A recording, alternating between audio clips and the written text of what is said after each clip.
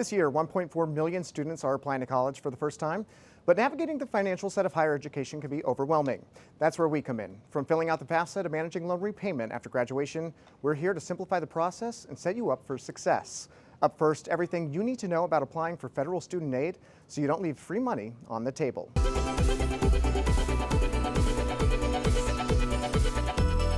The free application for federal student aid, better known as FAFSA, helps the federal government determine how much aid incoming students are eligible to receive. As of March 17th, over 8 million FAFSA applications for the 25-26 school year have been processed by the Department of Education. I want to bring in Jennifer Finetti, Scholarship Owl Director of Student Advocacy. Thank you so much for being here. So let's start with the basics here. When is the deadline for this year's FAFSA? The federal deadline for the FAFSA is June 30th. Excuse me. But each state has their own deadline that may be earlier or the same as the federal. And then on top of that, the colleges sometimes have their own deadlines. So it really depends on where you live and which college you're attending or plan to attend. It's a little bit of legwork for the student to find that out. Yeah, so check the states, check the colleges. All right, and then what documents should parents and students have on hand when they're ready to apply? So, you need to have certain financial documents. You need to have any income and asset information. If you receive child support, you need to have that information. You need to have your social security number, or if you are an eligible non-citizen for the FAFSA, you'd need to have your A number. That pretty much accomplishes everything you need. You need to have your FAFSA ID number, things like that. And what about after you make the application, what are the different types of aid that FAFSA can potentially qualify you for? So you can qualify for federal or state grant aid. You can qualify for, of course, student loans, federal work study. That's pretty much it. And then, of course, you can also get scholarships. You can get institutional scholarships from the universities themselves, as well as private external scholarships like what we have on the Scholarship Owl platform. And Jennifer, President Trump has said he intends to dismantle the Department of Education. Has the administration actually taken any action that would change things for FAFSA applicants? The U.S. Department of Education is the administrator of federal student aid. So far, at least, there doesn't seem to be a change in federal student aid for students. However, this situation is fluid, so we don't really know exactly what the impact will be. However, students should submit their FAFSA if they have not already. And they should also focus on creating their own affordable path to college, which would mean applying for scholarships, applying for jobs so that they have a job while they're in school, and of course a summer job. These are things that students can do to avoid really focusing on something that they don't have control of, which is what's happening at the federal level. Also, they should really be thinking about choosing the most affordable path to college. For students who have applied for college, they need to make their admission decision by May 1st. So they should be comparing and contrasting financial aid offers they've received so that they can make the best choice for themselves, not just academically and personally, but especially financially. And so what can students do if they're worried about potential changes to their aid? Is it some of the measures like you're talking about, or do they have any other sort of recourse here? They can always appeal their financial aid offer if they're not happy with what they've received. It doesn't mean that they'll win their appeal, but they can try. Colleges do have a process for appealing that aid, and so you would need to contact your financial aid officer to determine what steps you would need to take to do that. Jennifer, thanks so much. Appreciate your help. Thank you so much.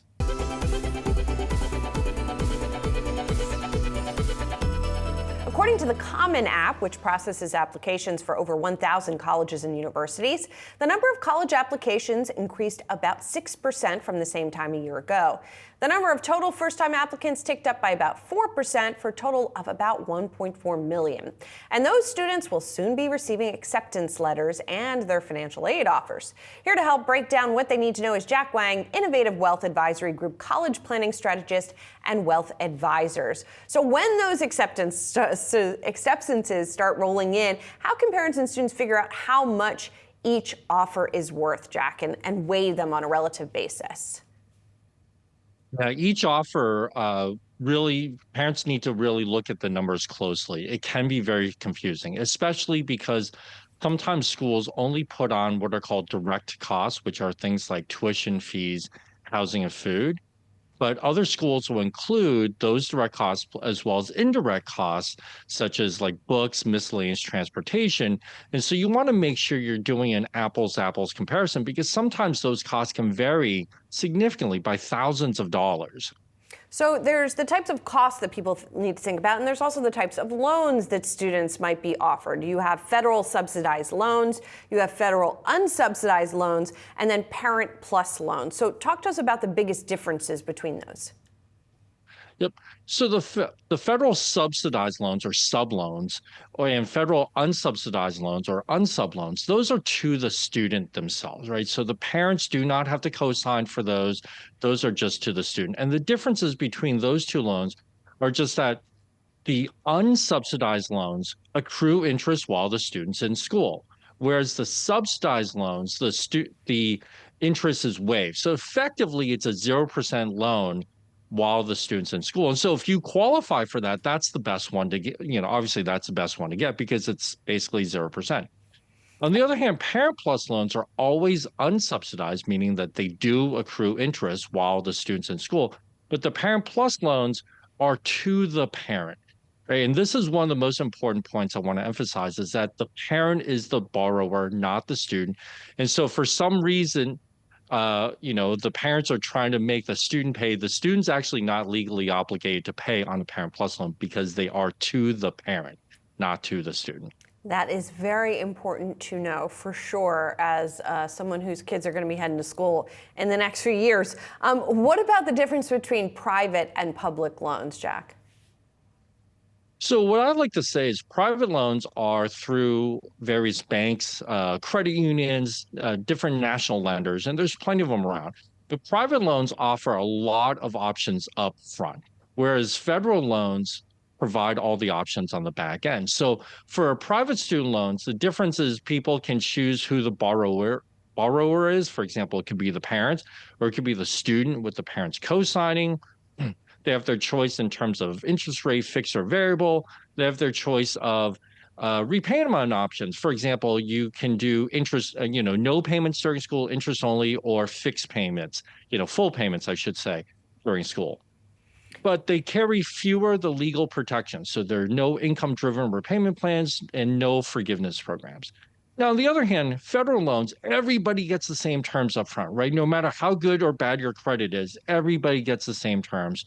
But you have all of the things that have been in the news recently, which are all the different types of income-driven repayment plans and forgiveness programs and stuff that you may be eligible for.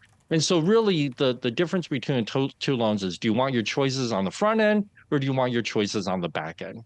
Gotcha. Lots of different choices, period. And once people weigh all of this, before they decide whether or not to accept the loans, are there any ways to appeal for more or different aid if they don't necessarily like the selections they have? Yeah, absolutely. So parents and families can always appeal for more aid. The worst thing a school can do is just simply say, no, we're not giving you more money. But you have to be sure in terms of why you're asking, right? Is it because you're asking due to a significant financial change, like, you lost your job or something like that, right? Those tend to go to the financial aid department. On the other hand, if you're asking for what I call the just because, like I just would like some more money to make this more affordable, those tend to go to the admissions group in most schools, right? Not always, but you want to be sure about why you're asking and really have a good rationale. And if it's because of a significant financial change, then obviously you're going to have to provide documentation.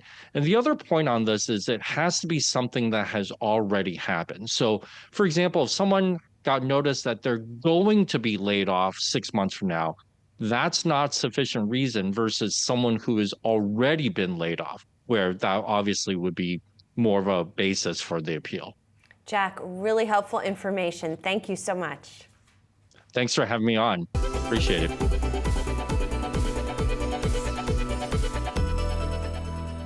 Coming up, finance professor Daniel Ricardo shares his #1 tip for taking out student loans, and it might surprise you. Let's break down the different types of student loans and the one golden rule every borrower should follow to avoid financial pitfalls.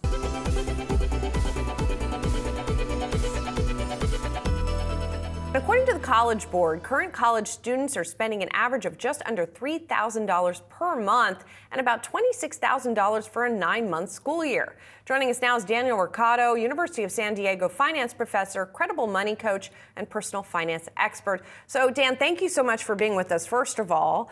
And what are college students spending all this money on? I mean, we know they have tuition, we know they have board, but break it down for us. Yeah, hi, Julie. Thanks for having me back.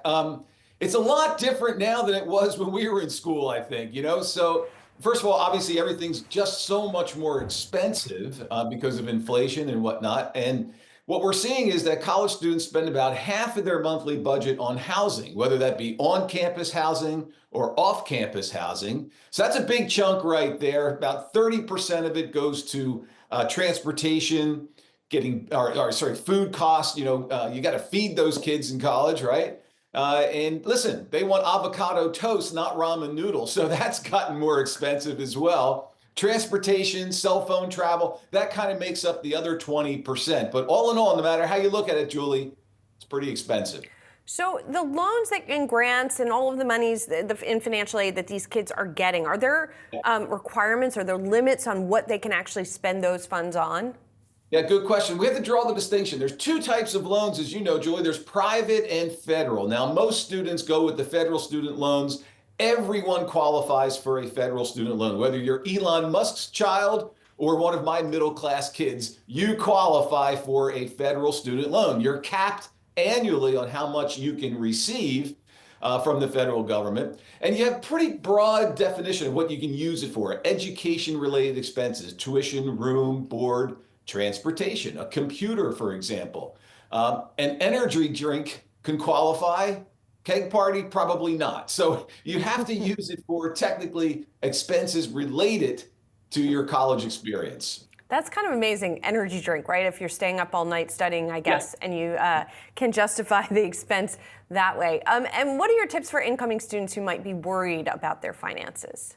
And that's the real key. You and I have to focus on what we can control. We can't necessarily control inflation, but one of my tips for all of my students and my own kids included, limit your borrowing to your expected first year salary. You're going to become a chemical engineer, go ahead and borrow 90 grand. Studying basket weaving, change your major.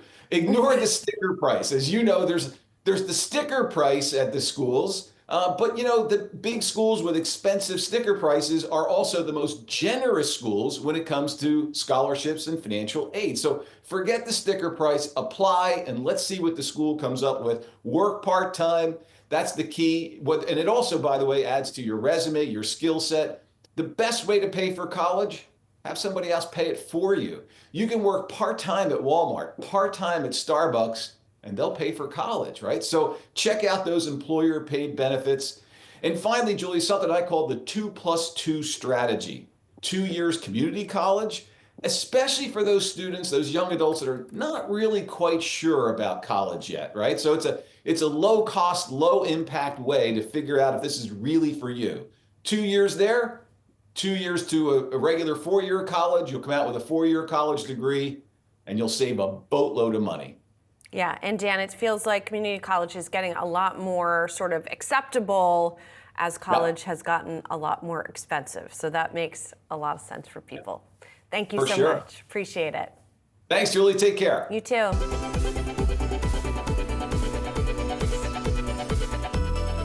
And did you know up to 9 million Americans could see their credit scores take a hit due to overdue student loan payments? Next, we're diving into student loan interest rates and repayment strategies and how they might be affecting your credit score more than you realize. Here's what you need to know to stay ahead.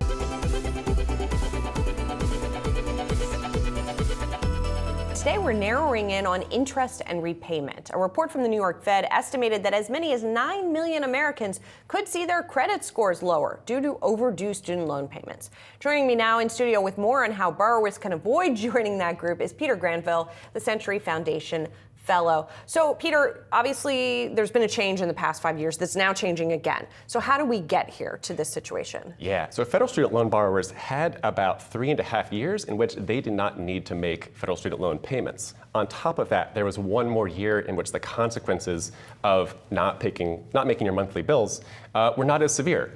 that has now changed. It's now been enough time that people are really facing these risks of default and potentially, on the way, delinquency and your credit score going down. And that's very serious. Yeah, let's talk about that credit score piece of it. So how and why does the credit score get hit? How long does it take for you to not pay your loan for it to affect it? How does that all work? Yeah, so your credit score is a function of your history of making your bills that are due to you.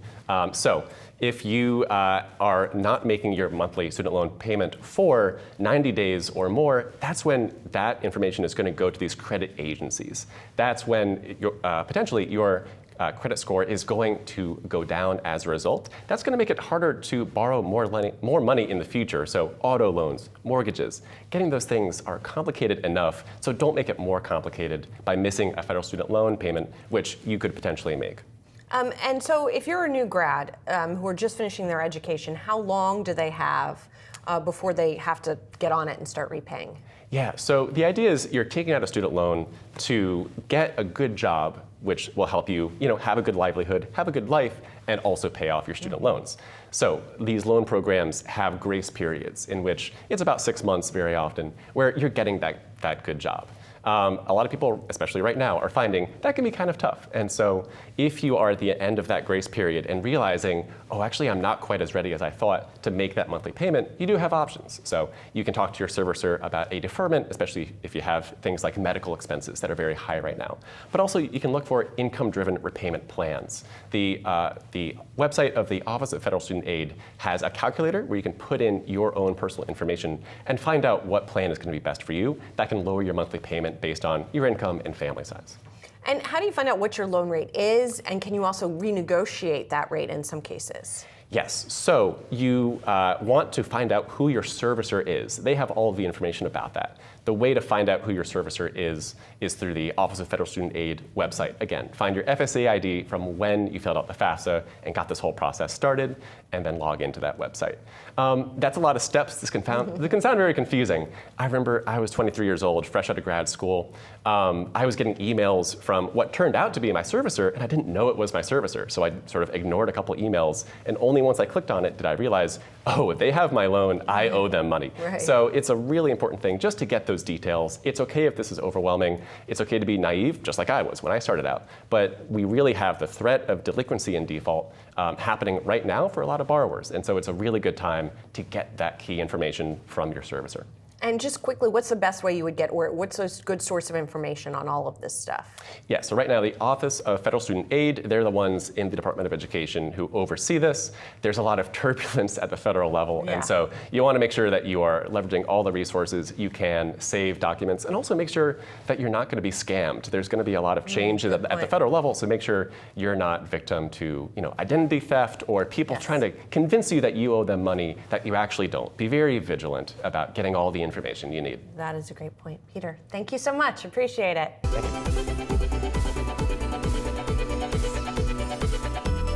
According to Wallet Hub data, over 85% of college students have at least one credit card, and they carry an average balance of just over $2,000. For anyone who's new to using credit or isn't sure how to build it well, we've got Yahoo Finance's Kendall Little here with some tips for students. So where can students get started? I mean, people who have never had a credit card, they don't know where to start. What do they do? Yeah, so opening a first credit card as a student is actually a great way to start building your credit. Even if you have no credit history at all, there are still some cards that you can qualify for. One of those is going to be a student credit card. Like the name implies, these cards are typically geared towards students. They have no annual fees, and sometimes you can even earn rewards on your spending. But they do still carry those high interest rates that we see from other cards. The second type of card that you might want to consider as a student is a secured credit card. These are a little different because they require a security deposit to open them, and that's typically going to act as your credit limit. So whatever you put down is going to be how much you can spend on the card. And then over time, as you sort of use it responsibly, you might qualify with your issuer to upgrade to an unsecured card and get that deposit back. Gotcha. And so once you have the card, what are some of the do's and don'ts of using that credit card? Yeah, so probably the most important thing to remember is to only spend on your card what you can afford to pay off. You know, these credit cards have super high interest rates. We see today interest rates that can go as high as maybe 30%. So you want to make sure that you're not taking on those interest charges and paying off your balances. Use your card like a debit card. Pay your essentials or whatever else is in your budget as a student, and make sure that you can pay it off at the end of the month. As far as building credit, one of the best things that you can do is also pay those bills on time. So you want to avoid a late payment or a missed payment, because those are the things that can get reported to the credit bureaus, show up on your credit report, and then ultimately negatively affect your credit score. Kind of along those same lines is credit utilization. That's going to be making sure that you aren't spending too close to your credit limits. So, if you have a $500 credit limit, you want to keep that under about 30%, so maybe $150 of your overall credit. And that's going to be another way to help build your score. I actually didn't even know that latter tip. Thank you so much, Kendall. Of course. Appreciate it.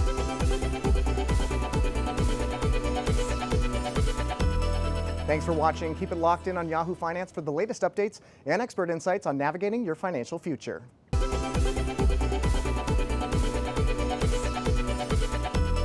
Are you ready to master the markets and, dare I say, become a better leader in the process? Well, Yahoo Finance has you covered with our new full suite of original podcast content.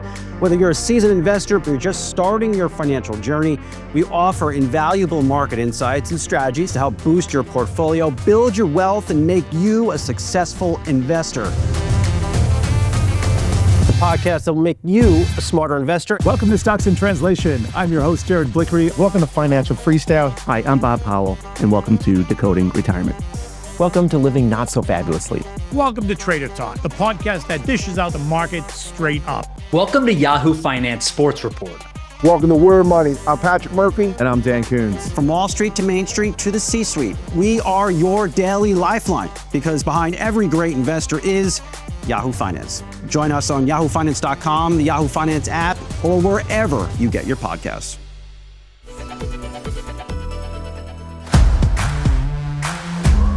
Are you tracking the biggest stock market trends, the most important economic data, and the biggest companies around? Or just looking for actionable insights into the future of AI? Yahoo Finance has you covered either way. We bring you daily live market coverage, up-to-the-minute analysis, podcasts featuring some of the biggest names in business, on-the-ground coverage from the most important investing events worldwide. Whether you're a seasoned investing pro or just starting out on your investing journey, Yahoo Finance is here for you. Tap into money-making investment strategies, expert analysis, and straight talk from Wall Street's brightest minds and boardroom leaders from across the globe.